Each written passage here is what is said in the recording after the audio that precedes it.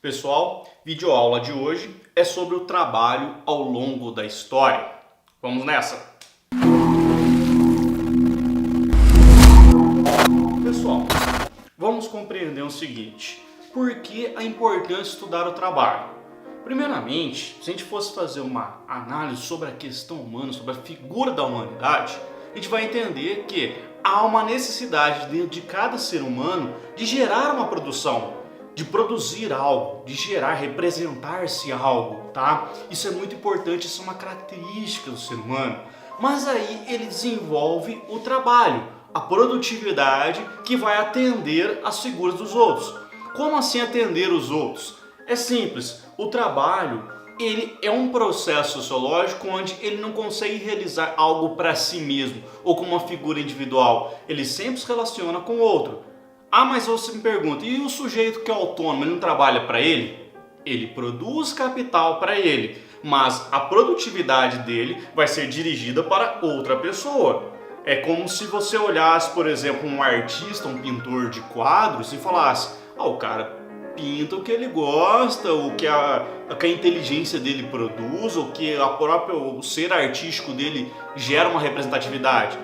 Tudo bem, mas aquele quadro ele produz e aquilo vai gerar um capital para ele de acordo com o que for vendido. E alguém vai se interessar por aquilo. Ou seja, ele produziu para outro. E ele reproduziu na arte, mas para outro. Então isso sempre vai ter relações com pessoas. Por isso a sociologia vai entender então e vai estudar o trabalho em si. Mas como estudar ele ao longo da história? Vamos começar pela antiguidade. Entenda uma coisa. Na antiguidade, o trabalho era uma coisa árdua. A palavra trabalho já tem uma origem de tortura, do tripaliere, o tripalium, né? Que vem da língua latina, né? Do latim, que a gente vai entender o seguinte: é como se fosse uma ferramenta para torturar os escravos que ficassem em modo ocioso. Ou seja, que não queriam trabalhar ou que folgasse ou errasse no seu trabalho. Então percebam, o trabalho tem uma origem de peso, algo danoso ao ser humano, desgastante, mas isso lá na antiguidade.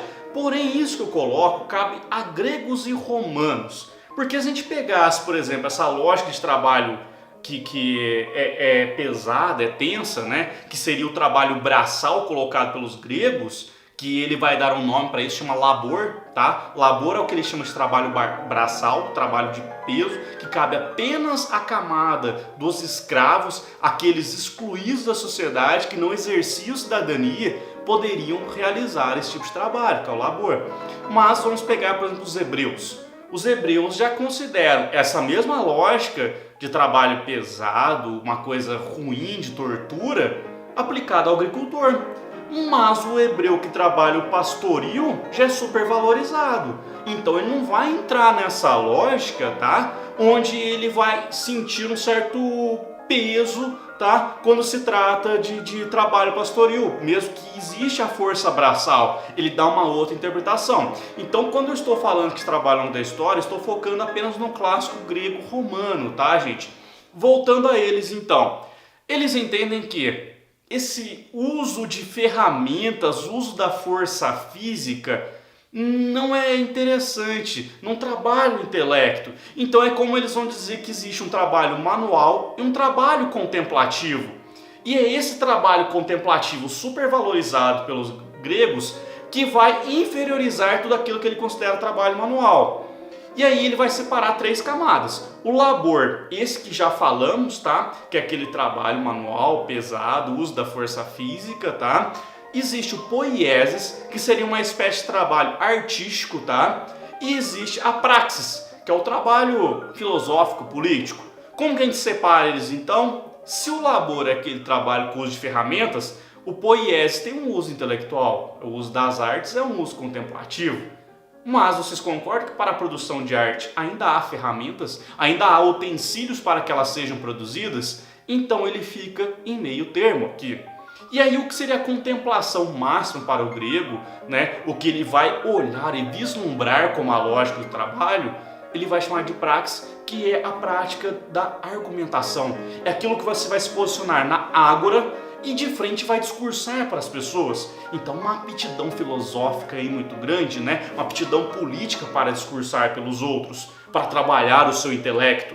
Então esse vai ser um trabalho de valorização para o grego, e esse vai ser a formação e o conceito que ele vai gerar para o trabalho.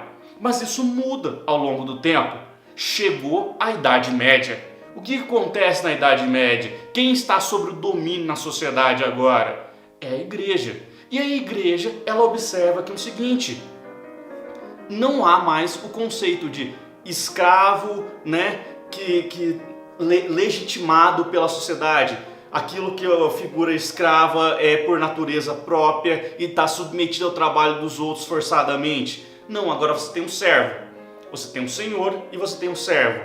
O servo, ele não é um escravo, ele está preso à terra, preso ao trabalho. Mas como a gente consegue controlar isso? Como que a igreja consegue olhar para o servo e fazer ele não ter reflexão, não ter um questionamento sobre a produtividade dele?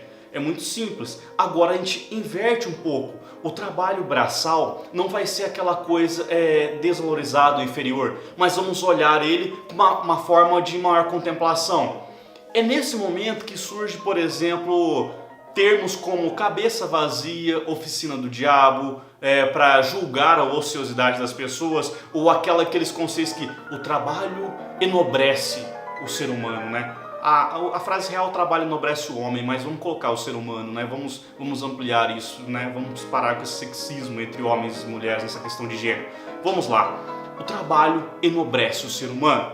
Percebam isso, como que modificou esse conceito. Por quê? Porque agora eu tenho que convencer o servo que quanto mais ele trabalha, mais satisfação para um outro plano, uma outra vida ele vai ter.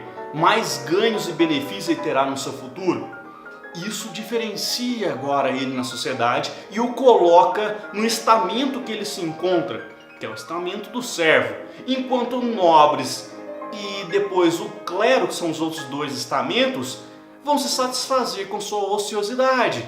Mas ainda há um controle sobre o trabalho deles, manipulação gerada pelo próprio clero ali, que está no poder maior, tá? Mas o conceito de trabalho começa a se alternar, começa a se modificar, ao ponto de chegarmos agora na modernidade, andando, né, nessa linha do tempo do trabalho, a modernidade novamente modifica esse conceito.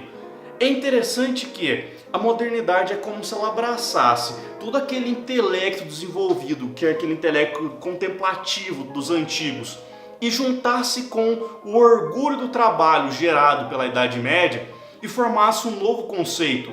Agora, o trabalho ele não só leva à divindade, né? Como ele capta isso da Idade Média, mas não é só a divindade que ele está caminhando, ele está indo para um pouco mais além. Agora, a sua produtividade é o que faz ter o orgulho, o seu domínio sobre a natureza.